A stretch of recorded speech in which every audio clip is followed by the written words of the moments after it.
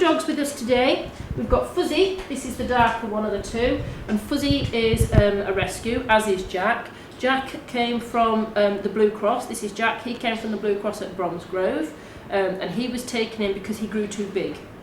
He's grown a little bit more since I took him on. He's very sensitive. He's got whippet in him, and that's quite typical of the breed. So he's quite sensitive. So if someone has a go at him, you might have a little bit of a bark back, but it won't take it any further. However, Fuzzy is very typical of a terrier.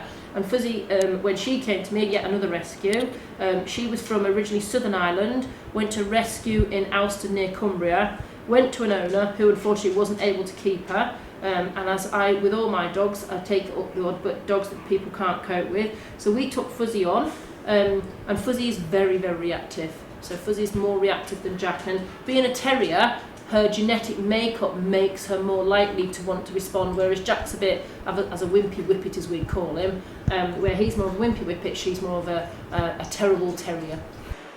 First of all, let's think about what a reactive dog is. Many people have different sort of thoughts about reactivity with dogs. It could be that the dog is reacting to thunder, it could be that it's reacting to people, other animals, but more than likely it is when a dog reacts to another dog.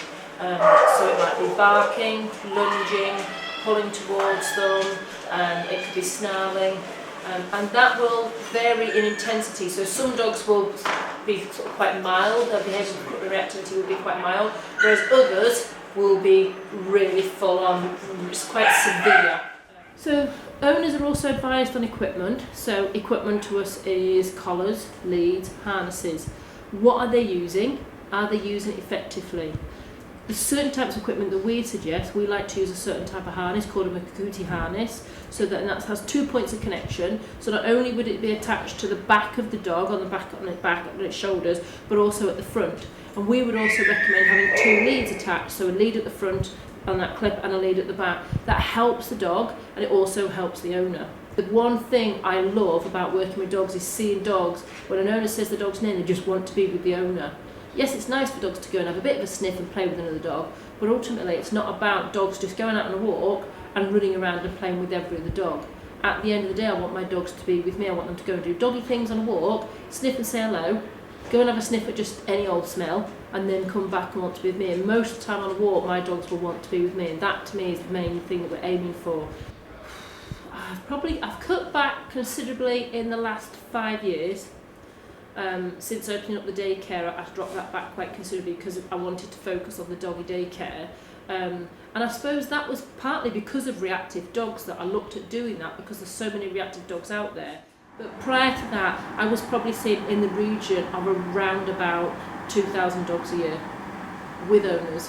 The majority of which were dogs that were being aggressive to other dogs or to people. Since cutting back on my work, it's interesting, we have actually just looked at the clinical case histories, and now 100% of my caseload is dogs that react to other dogs. I think what we expect from our dogs is often not what we get, and again, for me, that's part of my role. I love telling people and explaining to them, like, this is your dog, this is what I would expect from that breed of dog, and then bringing them, I suppose, down to reality so that they understand more about their dog's natural behaviour and say, they will react, but this is how we can work with it more effectively.